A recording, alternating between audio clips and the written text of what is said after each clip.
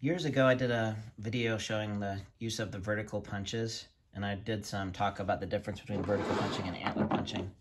I mean, horizontal punching, but I want to go over that again to clarify some things. I started off using a lot of vertical punching and wore these small shouldered punches on biface edges, often early stage 2. And what happens is that a shorter punch working on thinner bifaces is advantageous compared to a longer one, because as you're working off of a thinner biface and you're applying the correct angle and position and placement on a ground piece of the edge in order to further thin, it's the managing risk and successfully removing flakes without inducing radially cracks or bending, because you're getting a lot of force down, right? The longer the punch is, the harder it is to manage that angle. Let's say if I've got this platform right here and I want to put a vertical punch on there and, take a thinning flake, then striking the end of this at the correct corresponding angle is super difficult to do. I mean, almost impossible, because any little bit you're off, you're so far out that you're losing energy because of the long punch. 2, you're working against the structure of most organic materials because they chip and flake this way. So you get a lot of compression and divoting, and it's hard to disperse those forces when you're dealing with having to be so perfect to manage those angles and striking it out here. So many things can go wrong. But vertical punches, especially with added support, can be super handy because you have the point, it's already been made, it's in a handle. If you can wedge it to where it's not moving, then you tend to work more off the points of these stubby vertical punches and less off the shoulders. The more soft, like I like to do a lot of this punching just as I'm trimming around into the leather, you think that you can hold it and you think that it's good support, but it's not. As you strike, it's going to move down. So what you do is you end up nibbling and picking shelves in the vertical punch, and as you strike, it's dropping down. But if it's seated in there well enough, because it's a short, stubby punch, you can't do that as nearly as easily from out there. 1, it's hard to hold it, and 2, it's hard to get the right angle. But you're close enough to it that these vertical punches do a great job, and you can use stone vertical punches too. So the more support and the nature of the you can break stuff too when it's too heavy, but there's a lot of lancelet medially flaked points, lancelet and notch points, where the resharpening is done with a stone punch or an antler punch, and small is the way to go.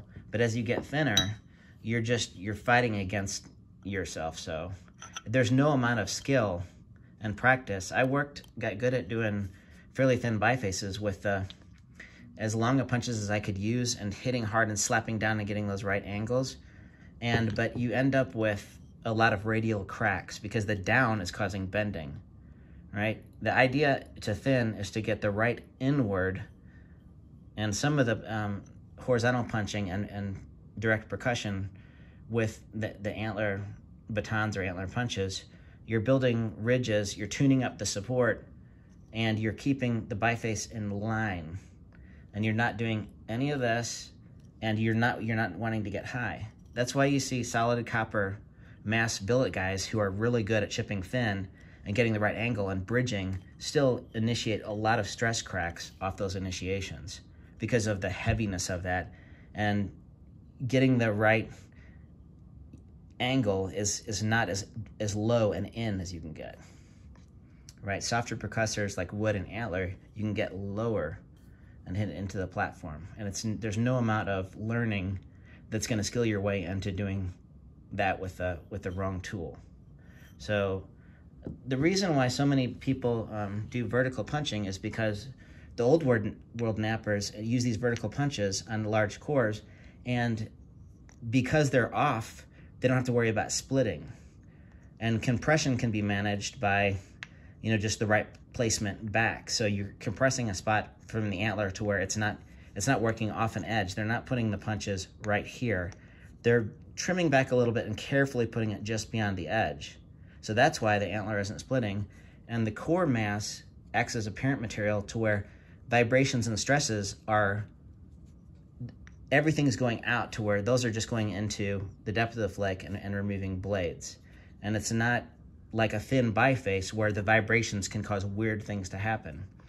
That's why there's such compelling evidence from expert academic knappers like Pellegrin, where they're refitting these cords and these blades, and they're showing the difference between pressure, direct percussion with wood, direct percussion with antler. They have refits, they have sights, they have the platform signatures, and no one's questioning that because the science is so good, the academic work is so spotless.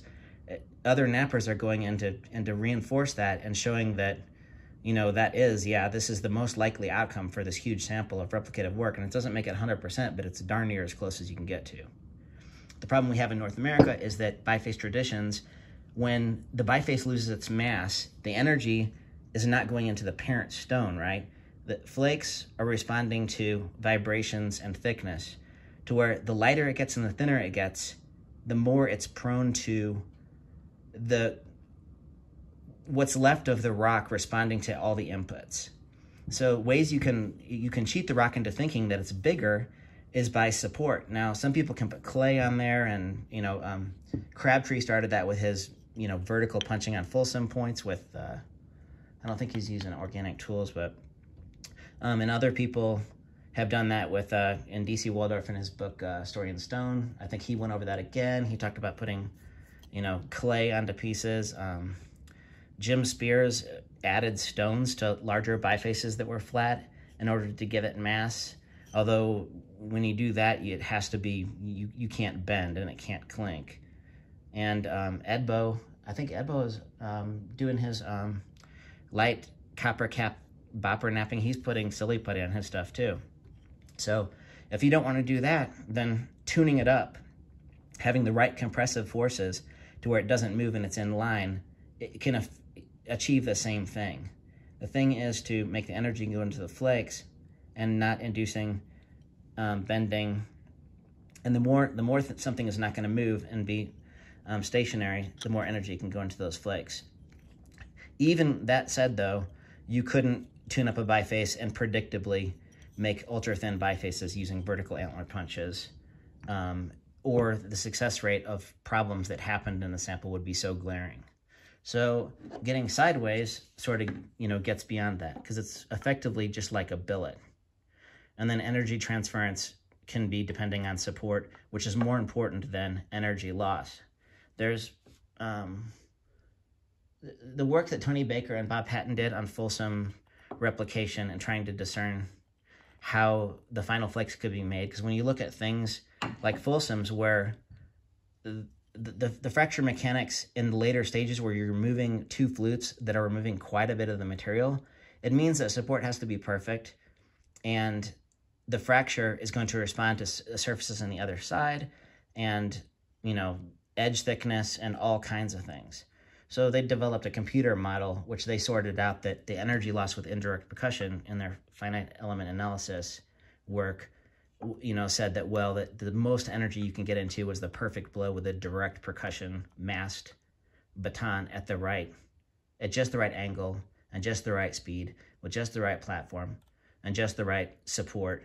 And their model used a computer that was doing glass slabs, right, that were flat. They weren't preforms.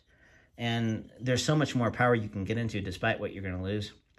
And having this on here, sometimes you load, sometimes you don't. Sometimes you're kind of back off. And how you can overcompensate by strikers really takes a lot of that, in my opinion, out the window. And I'd like more people to experiment with that to sort of verify that I'm not full of bull hockey. But people say all the time, because so much is in literature about these vertical punches. But as it applies to North American bifaces, I think that it's going to be basically, these shorter punches. And I've got one, if Rick Hamilton will send it back to me. It's a white-tailed that has shouldered wear, where you can tell that they were using the tip and they were working a shoulder. And if you guys take some preforms and just wedge them in something, or put them in a handle and have somebody hold that, and then you can do some just continual edge grinding, and then you can just base your flakes and these vertical punches with Antler or Even Stone do exceptional job. And then if you're looking at the flakes, on sites, then it's not too. If you're just thinking in your mind about every flake and every artifact and rejects and preforms and how things were done with this huge pool of your experience, it's very misleading. So what you need to do is look at the sites and look at the rocks, and then try not to insert your bias, but just kind of see where support leads you with those things and how things can work. It doesn't mean that's how it was done, no, but just like in woodworking or metal smithing or masonry, I used to do quite a bit of masonry work, and you can tell by pointed chisels, you can tell by the type of rocks how, if they were just using the square end of a hammer or what chisel does what. And people that work with tools and become expert tradesmen at it, you see similar things happening even though those people didn't meet each other or have traditions of doing that. That's why you look at technologies all over the world, whether it's, I don't want to get off the rails, but you know what I'm saying? You can look at bark I need to stop going there. But what's interesting about flint is that there's so much variation and so much subtle nuance that it is super complicated, especially when the biface loses mass and you're trying to decide what's the nature of that flake, how did that happen, what energy went into that getting through a surface, and what signatures you can see. Now, those are just tools that most knappers can, when they're learning and looking at an artifact, that's all you have. So it's a good place to start with, but it can be also misleading, so that once you get the manufacture breaks and flakes and work with a lot of different tools and techniques, it's the flow chart of possibilities haven't been well described in the academic literature, but people are moving closer towards narrowing those decisions down. And, in the late 90s, when advocates for indirect percussion were, arguing with people, the direct guys online about, how this was done, there was a lot of resistance. And I think that people forget as we're learning about flint knapping and making assumptions about now everybody's using these horizontal punches in different fashions, mostly using copper or sometimes now aluminum. They're seeing that it's a very profitable and productive way to get results much more readily that match old artifacts than just standard large percussion techniques. So that's off the table, but there's always controversy, which is good. There's always new learning and new input, which is good. And I'm not so set to definitively say recipes on replicas, how things were done. But I've just enjoyed the themes of working with the different tools so that other people who use those can see that those outcomes aren't the result of, personality, but the result of tools and technique. So that's a kind of a long way around the vertical to horizontal punching, but hopefully that was, you might want to slow that down and talk kind of fast, but hopefully that was helpful to that question.